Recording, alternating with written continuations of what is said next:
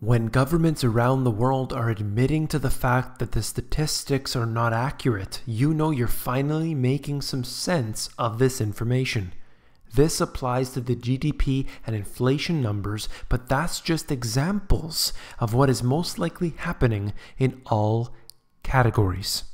You came here for the truth. Today we are going to look at the fake data. Let's begin with this article out of Bloomberg.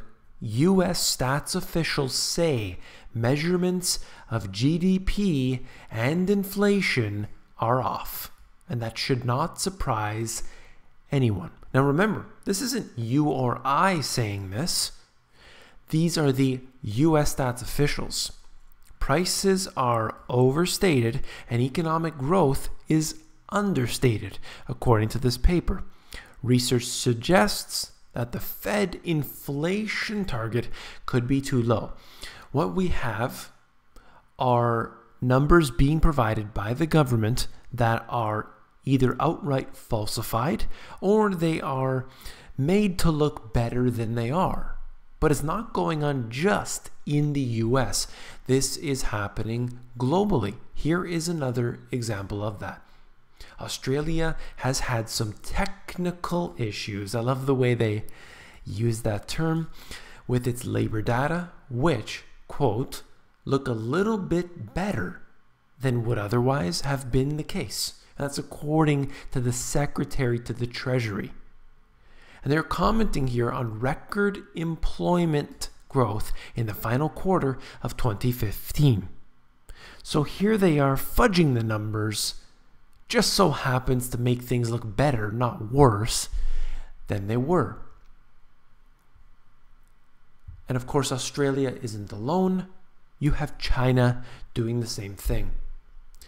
In this Rust Belt province, they fabricated fiscal numbers from 2011 to 2014. They fabricated the numbers, and that's according to local officials.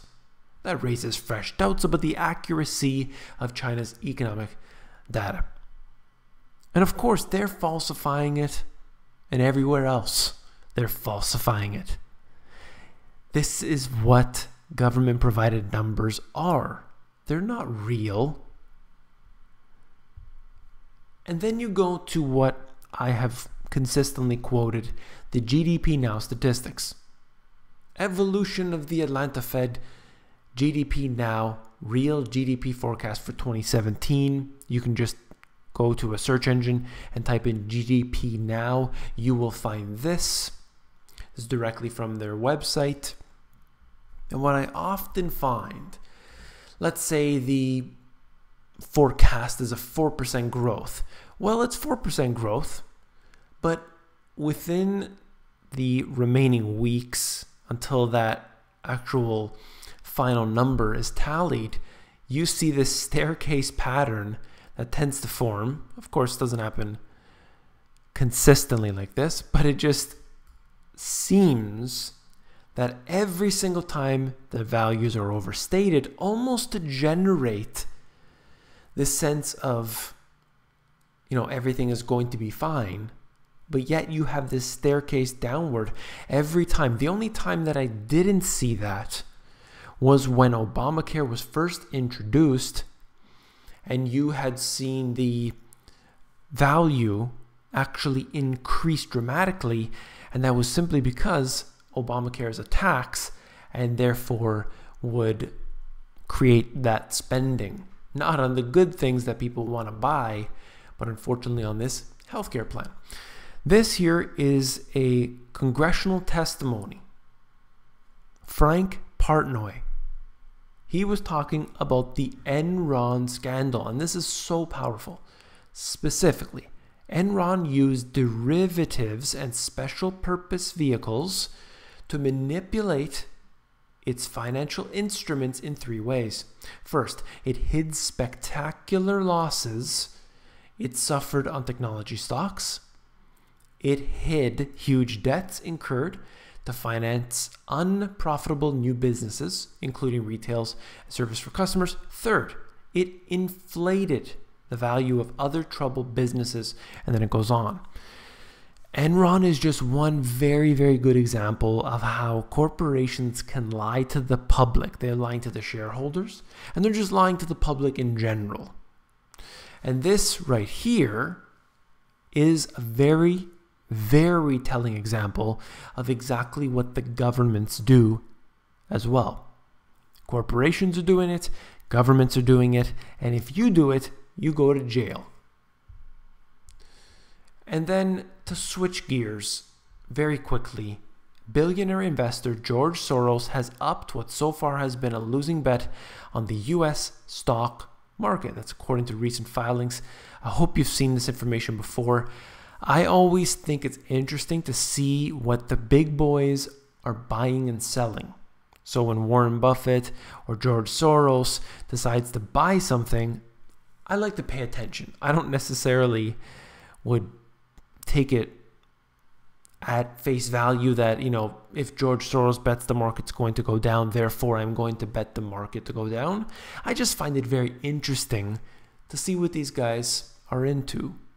U.S. household debt hits a record in the first quarter.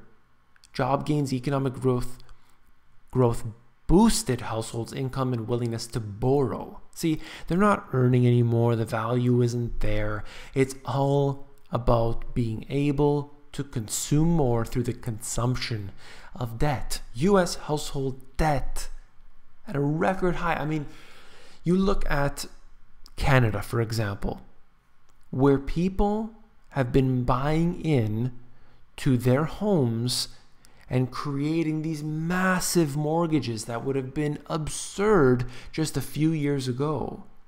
But people feel that they need to get into the housing market. Renting is unacceptable. And truthfully, the rental prices are astronomical right now. However, people are just consuming more. They're buying these big ticket items, homes, cottages. You look at the cars, luxury cars are everywhere these days, and it just seems to be something that isn't slowing down. If you found this video informative, please give me a thumbs up. Last but not least, if you found the video informative, I know you will find my books, The Money GPS, and my new release, Global Economic Collapse, even more informative. Here's the descriptions for you. If you want to take a look at these, you can go over to Amazon, where they have a look inside feature that's going to allow you to flip through the pages of these books to see if you like them. Take care. I just wanted to say that I'm now at 44,000 subscribers. I want to say hello to each one of you out there. Thank you for all your thumbs up, your comments, your subscriptions. I want to have a special thank you to everyone that supports me, whether that's through purchasing my books, audiobook, or whether that is with monetary or Bitcoin or any sort of donation to me, PayPal, Patreon, who give me money every single month. You support independent journalism and my work here. I think it is so amazing. I'm so appreciative. Thank you all.